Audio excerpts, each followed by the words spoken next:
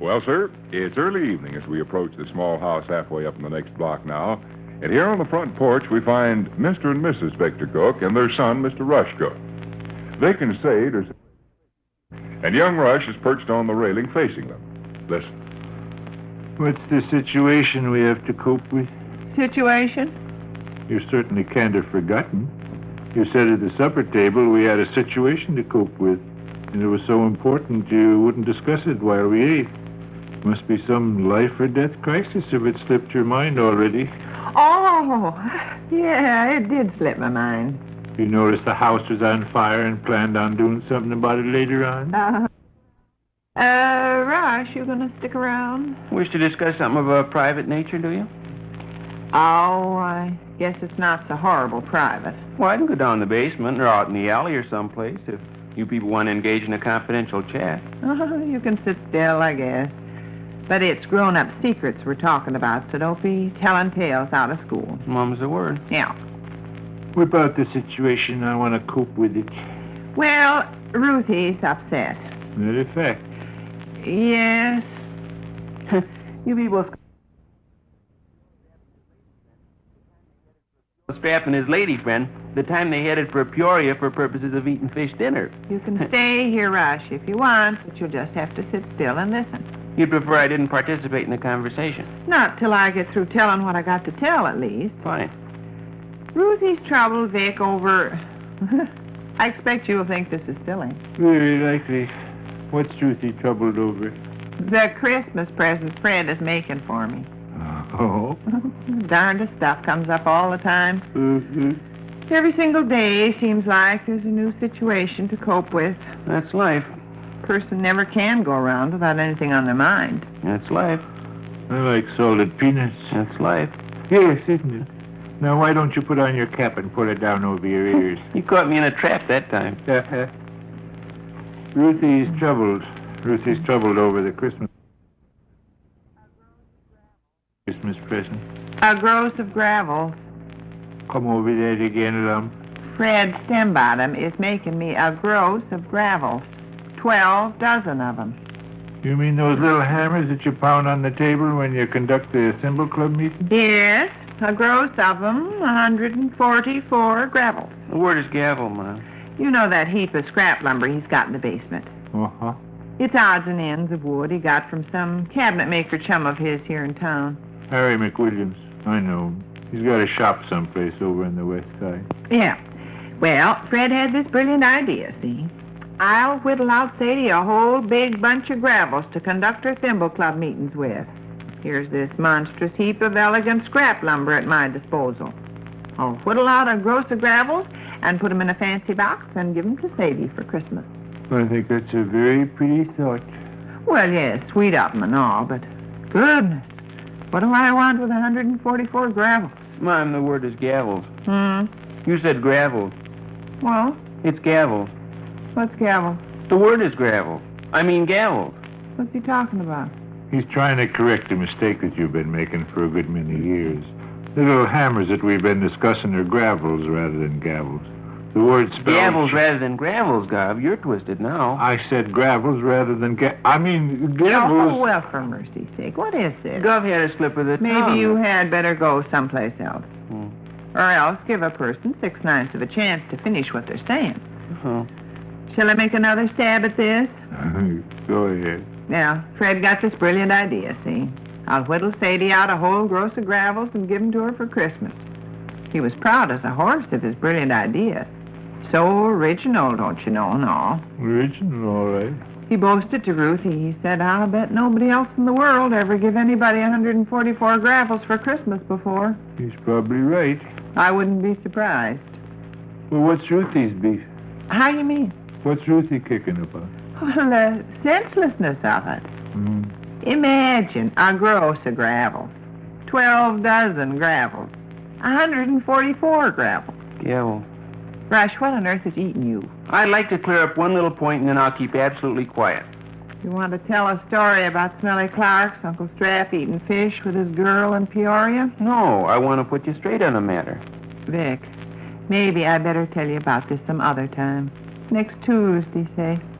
This'll only take 6 seconds. Oh. If you'll consult the dictionary, you'll discover... You consult the dictionary. The word gravel means little rocks and stones. Thanks. You finished? The word gavel, spelled G-A-V-E-L, means the little hammer you use when you conduct thimble club meetings. Now are you finished? Yes. I'll try again, Vic. Okay. 144 gravels is senselessness. One gravel will last a person a lifetime. I give up. You've been warned, Rush. I give you my solemn word I won't say another word. Fine. Take my fancy gravel, all carved with curlicues and trash the Thimble Club ladies give me when I was made president. Now, that gravel will last forever. Gravels don't wear out. If Fred whittles me out 144 gravels, it just means I got 144 gravels to find space for. With this house cluttered up with rubbish the way it is already. And that's what bothers Ruthie. She appreciates how cramped we are for room. Why, I bet 144 gravels would require a box as big as Rush's dresser.